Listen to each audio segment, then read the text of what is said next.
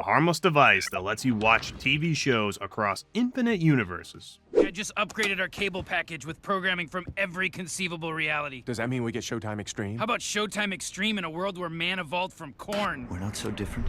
To friendly helpers who are one unfinished task away from becoming violent. Oh, we're well past that, Jerry. Me seeks are not born into this world, fumbling for meaning, Jerry. These are just a few of the many absolutely insane inventions created by the one and only Rick Sanchez.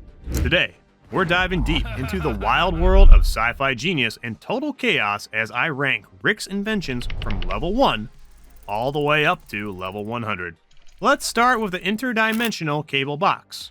In Season 1, Episode 8, 60 Minutes, we were introduced to one of Rick's comical inventions, the interdimensional cable box. It turns television into a portal across infinite universes, and Rick uses it to watch shows from alternate timelines. This is infinite TV from infinite universes. Look, This shit?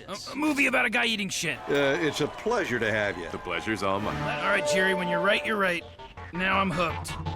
Before we even talk about how insane that is, let's talk about the shows he's watching, because these are not your average sitcoms. They go from completely ridiculous to downright disturbing. It's possible. Infinite timelines, infinite possibilities, including a timeline where Jerry's a movie star. Look, you guys are getting excited about the wrong aspect of this device.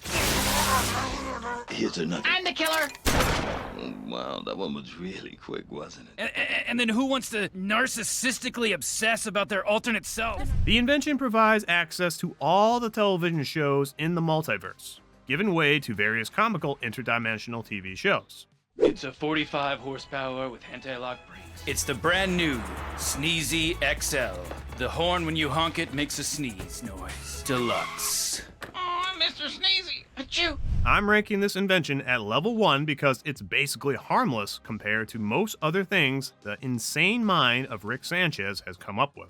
Like the curse detector machine. We were first introduced to this device in Season 1, Episode 9, Something Ricked This Way Comes. Rick's curse detector scans objects for magical curses, allowing him to detect and neutralize supernatural threats. And there's an incredible backstory behind this device. Rick created the detector after analyzing a curse microscope that would reduce his IQ if he used it. How did he get this device? Well, it was gifted to him by the devil. Hey, Morty, let me ask you a question real quick. Does evil exist? And if so, can one detect and measure it? I don't think you're allowed to say that word, you know? Morty, I'm not disparaging the differently abled. I think the word has just become a symbolic issue for powerful groups that feel like they're doing the right thing. Well, that's retarded. The device works by analyzing mystical energy patterns and isolating the curse component. It's the kind of sci-fi plus magic theme that the show does really well. Don't you want to make sure people know what they're getting? You're not intentionally selling beauty cream that makes ugly ladies pretty but also makes them blind? In the episode, he uses the curse detector to exploit cursed objects, reselling them and manipulating them to his advantage. I'm going to get the curses removed at Curse Purge Plus. You know, the guy on TV. Have you acquired creepy specific old stuff from a miss fucks with you in unforeseeable ways? The episode emphasizes the power of cleverness over brute force. But here's where things get interesting with the interdimensional goggles. The interdimensional goggles look harmless, but once you put them on, everything changes. The goggles allow the wearer to view perspectives of themselves in alternate dimensions. They were first shown in Season 1, Episode 6, Rick portion number 9, where Rick originally uses the goggles to scout for an alternate dimension where he and Morty had not Kronberged their original reality, allowing them to abandon their world and start a new life in an identical one where themselves had just died. In a later episode, Season 1, Episode 8, 60 Minutes. Here, Morty, put this on while I do a little bit of scouting. Rick lends the goggles to Jerry, Beth, and Summer, leading to various personal revelations and conflicts. You parallel timelines through genetically matching versions of your eyes. Go fetch! This is so cool. Ladies first. Beth and Jerry see glimpses of what they could be if they had removed Summer and lived different lives in other dimensions, while Summer catches glimpses of different realities where she doesn't exist. Summer's turn. Finally. Very wrong. Fine, I'll find a world where you bothered to have me. We love Yahtzee. It's a fun game for fun families. Hey, could I get those goggles back for a second? The goggles tap into alternate dimensions and stream them directly right in front of your eyes. Suddenly, you're seeing what could have been scenarios and worlds where your life choices were different. The episode highlights both the comedic and unsettling side. You get to see hilarious versions of everyday things, but also the darker side. Worlds where there are negative outcomes and nothing is familiar. This is another invention that may look physically harmless, but could leave you seeking therapy. And the inventions get even wilder. The Dream Inceptor. The Dream Inceptor is a device for entering someone's dreams. In Season 1, Episode 2, Lawnmower Dog, Rick and Morty enter the dreams of Morty's math teacher, Mr. Goldenfold, to convince him to give Morty better grades. Wow, Rick, I can't believe we're sitting around standing. It's really weird. It's about to get a whole lot weirder, Morty. Wait, Vince. They navigate multiple dream layers and encounter a frightening dream character named Scary Terry.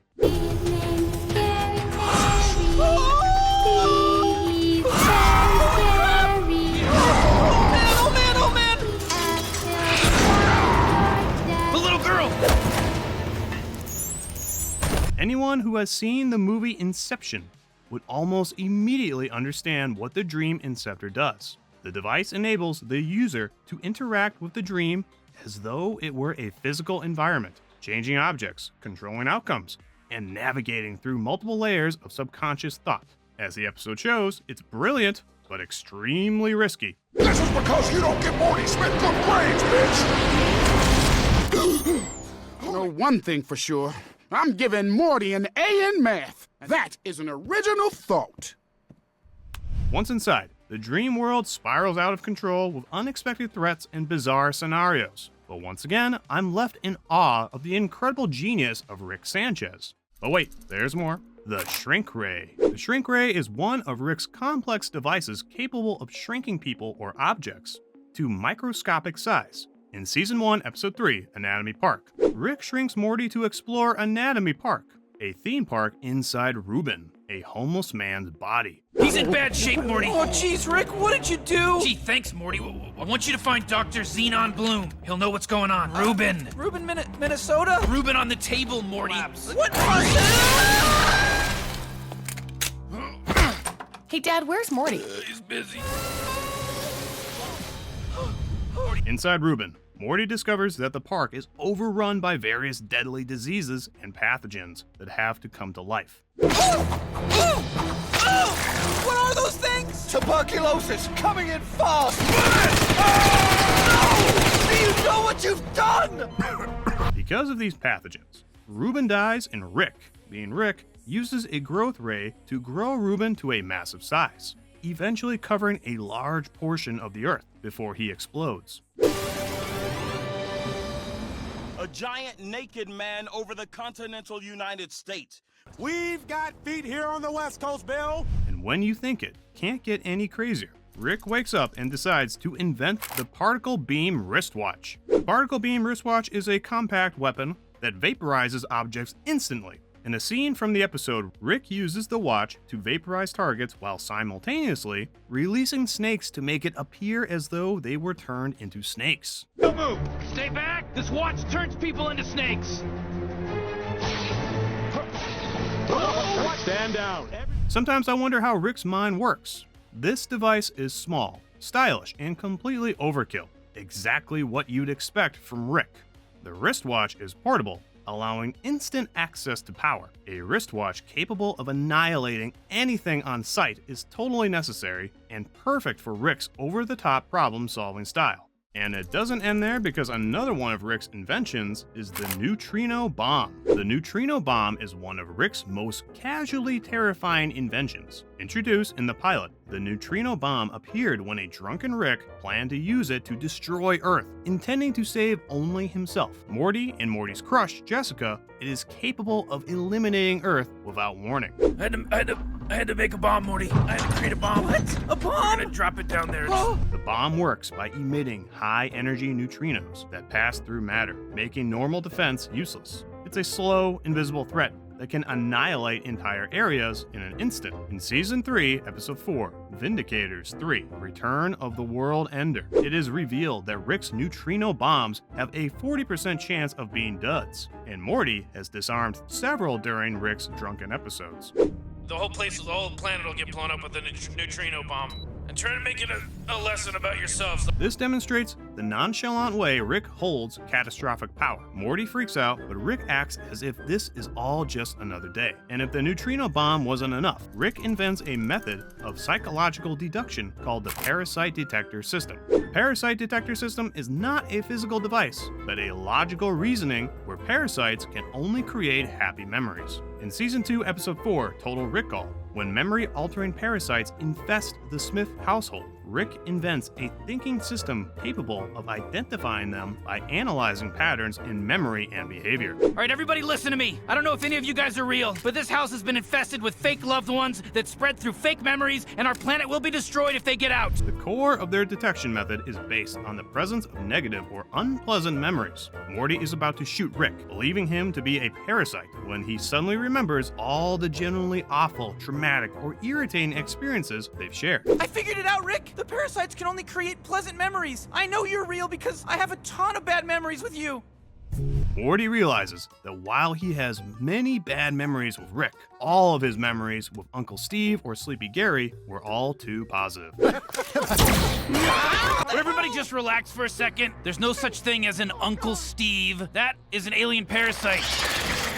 The reasoning detects abnormal behaviors caused by the parasite's reality-altering effects, differentiating true memories from fake ones. This inventive thinking is both preventive and reactive, showcasing Rick's intelligence and logical thinking. Next up is the invention that can boast to be the foundation upon which the entire show is based, the portal gun. This is Rick's most used invention and probably the one thing you absolutely cannot take away from him. This thing is basically Rick's escape button. Stuck on a dying planet? Portal. Accidentally insulted an alien warlord with anger issues? Portal. Need to grab a snack from a dimension where the food doesn't just taste bad? Portal. And Rick uses it so casually, like it's just a remote. You'll open a hole in space-time the same way someone else opens any door. Half the time, he doesn't even look at where he's aiming. In Season 1, Episode 1, The Pilot, the portal gun was shown for the first time and used when Rick drags Morty out of school, taking him into another dimension. There she is. All right, come on, Morty, let's go. In Season 1, Episode 6, Rick Potion number 9, they managed to screw up the entire planet with insect monsters without even flinching. Rick just opens up a portal to another Earth and finds new versions of themselves in some kind of alternate reality. Come on, Morty, we gotta get the hell out of here!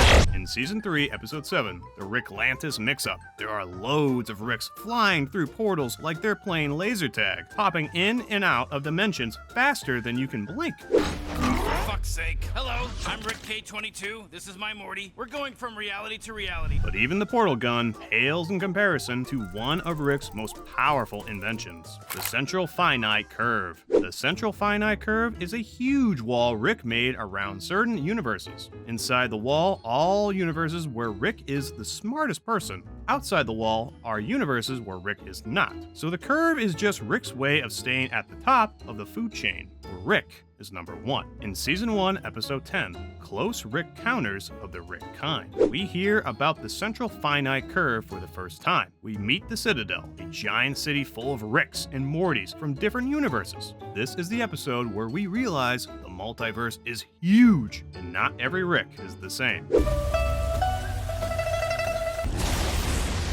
I'm looking for Crow Scare. The story doesn't end there because in Season 3, Episode 7, the Rick-Lantis Mix-Up, we go back to the Citadel. This time, the episode shows how the whole place works. The schools, the police, the elections, everything.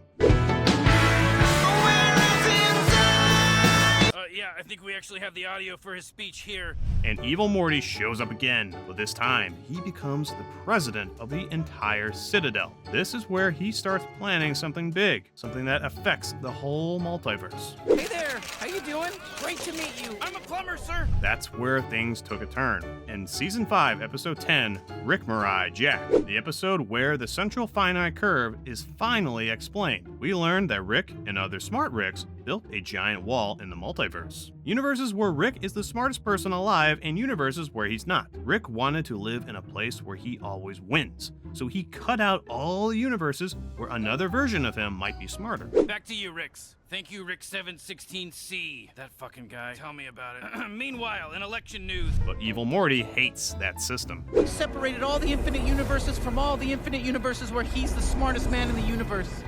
And I'm leaving it. That's what makes me evil, being sick of him. So he destroys the central finite curve and escapes to the part of the multiverse Rick didn't control. This moment changes everything in the show.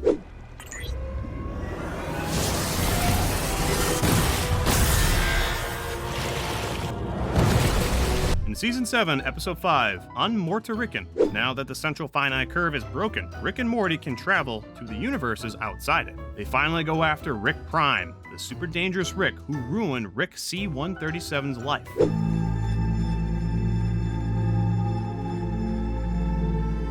The episode ends with Rick Prime being defeated, proving that the multiverse is way bigger and scarier now that the curve is gone.